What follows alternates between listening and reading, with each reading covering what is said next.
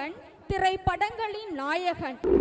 காதலினால் மானுடர்க்கு கவிதை உண்டாம், கானம் உண்டாம், சிற்ப முதற் கலைகள் உண்டாம், ஆதலினார் காதல் செய்வீர்.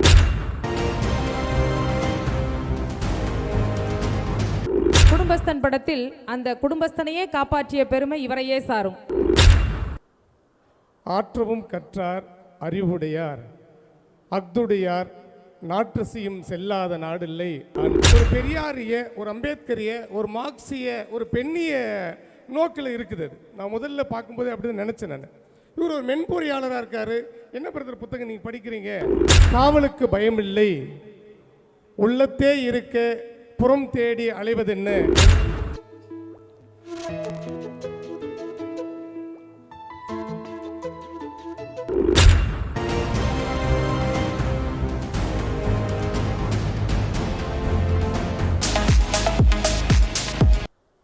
கலைகளின் தலைமகன், திரைப்படங்களின் நாயகன்.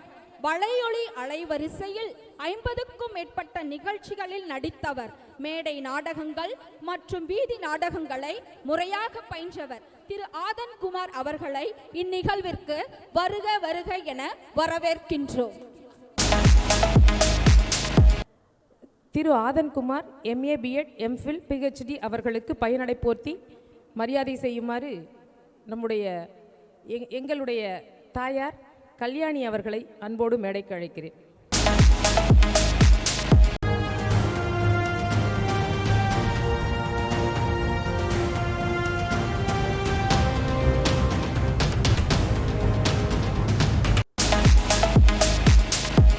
காதலினால் மானுடர்க்கு கவிதை உண்டாம், கானம் உண்டாம், சிற்ப முதற் கலைகள் உண்டாம், ஆதலினார் காதல் செய்வீர் உலகத்தீரே.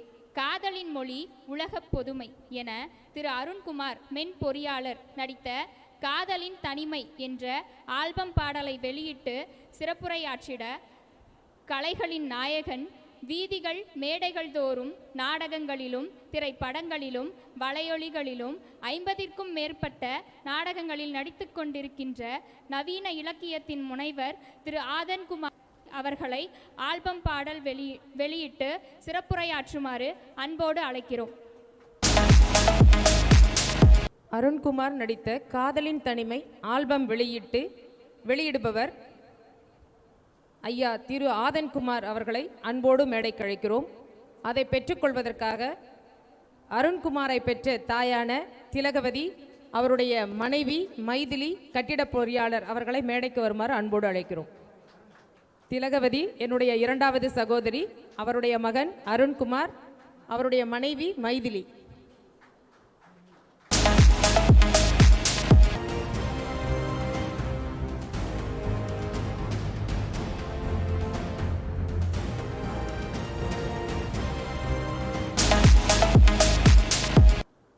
திருவாளர் ஆதன்குமார் ஐயா அவர்கள் நடித்த குடும்பஸ்தன் படம் நாம் அனைவரும் அறிந்ததே.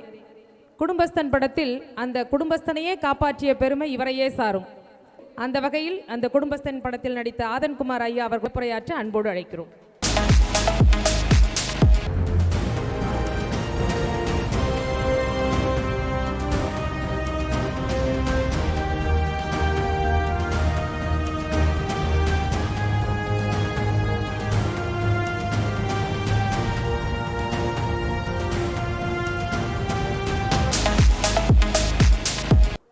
இந்த நிகழ்விற்கு வருகை தந்து சிறப்பு சேர்த்து கொண்டிருக்கின்ற முதன்மை கல்வி அலுவலர், தாளாளர் ஐயா முனுசாமி ஐயா, காவல்துறை கண்காணிப்பாளர் மற்றும் மேடை பேச்சாளர், இங்கே வருகை தந்திருக்கின்ற நண்பர் ரஜினி பத்திரிகையாளர் மற்றும் இன்னும் இருக்கின்ற ஆசிரிய பெருமக்கள், சொந்தங்கள் அனைவருக்கும் என்னுடைய முதற்கண் நன்றியை தெரிவித்துக் கொள்கின்றேன்.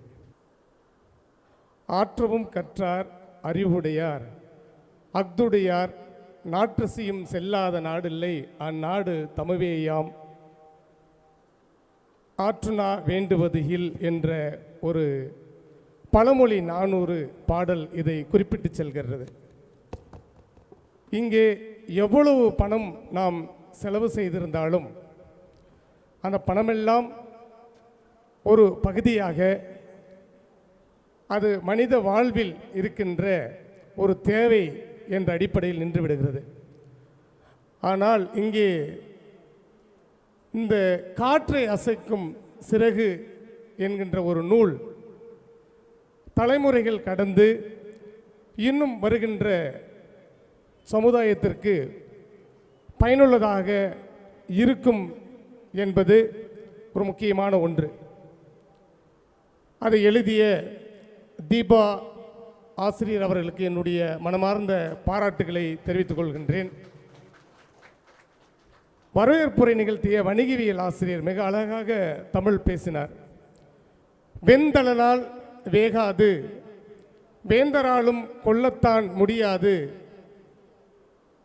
கொடுத்தாலும் குறைவின்றி குறையாது, காவலுக்கு பயமில்லை, உள்ளத்தே இருக்க புறம் தேடி அலைவதென்ன என்று விவேக சிந்தாமணி பாடல் குறிப்பிடுகின்றது. இங்கே அதற்கு சாட்சியாக அமர்ந்திருக்கிறார்கள்.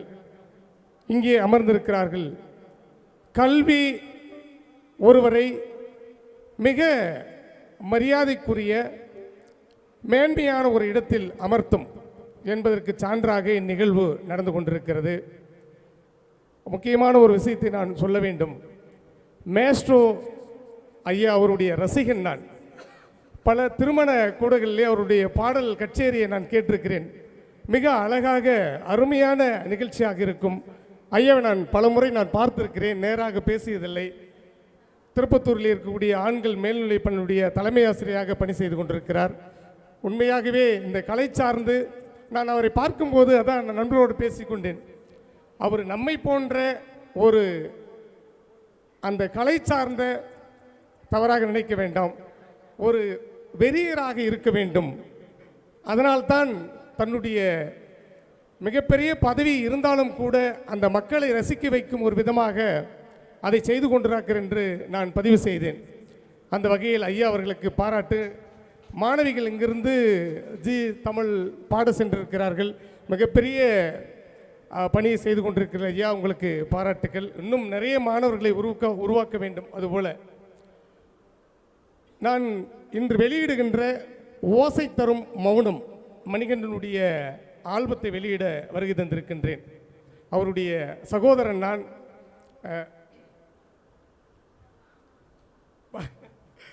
ஒரு 2 வருடம் முன்னாடி நாங்கள் ஒரு பள்ளியிலே சந்தித்தோம். ஒரு சின்ன நிகழ்ச்சி மத்தி நான் சொல்லி முடித்து விடுகின்றேன். என்னை யார் என்று தெரியாது, அவரும் எனக்கு தெரியாது.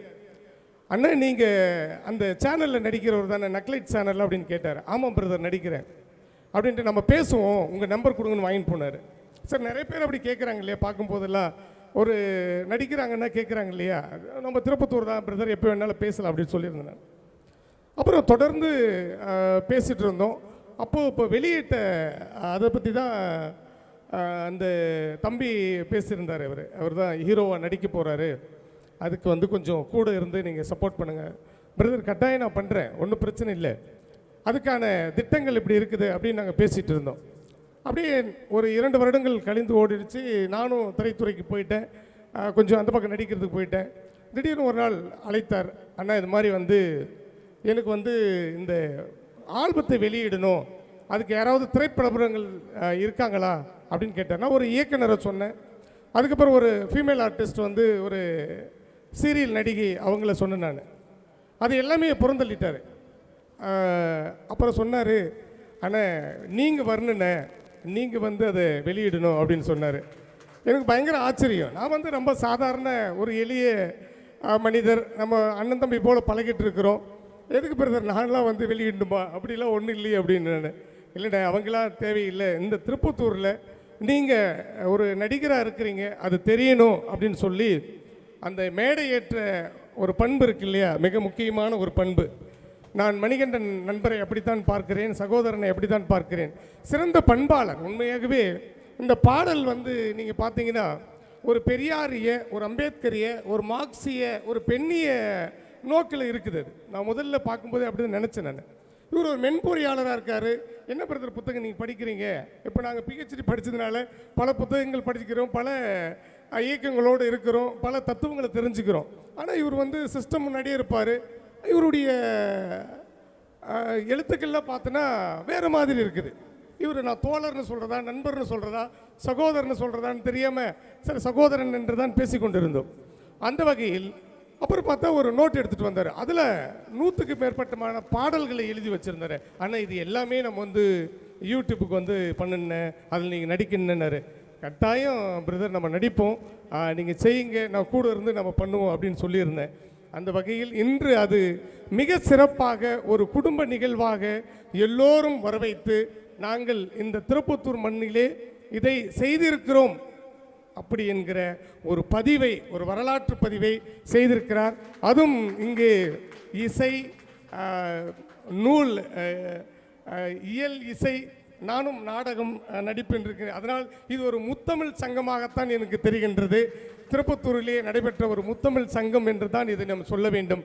அதனால் இதை இன்னும் இந்த புத்தகத்தை திறனாய்வு செய்கின்ற ஆசிரியர் பெருமக்கள் இருக்கிறார்கள், அவர்களுக்கும் என்னுடைய வாழ்த்துக்களை கூறிக்கொண்டு இந்த நல்லதொரு வாய்ப்பினை வழங்கிய அத்தனை நல்லுள்ளங்களுக்கும் என்னுடைய மனமார்ந்த நன்றியை தெரிவித்துக் கொள்கிறேன்.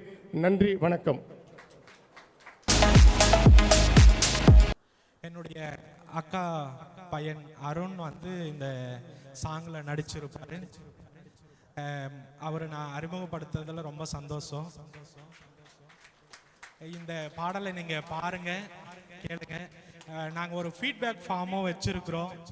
இதை எல்லாம் முடிச்சுட்டு இந்த நிகழ்ச்சியை பற்றி நீங்கள் உங்களுடைய கருத்துக்களை சொல்லுங்கள்.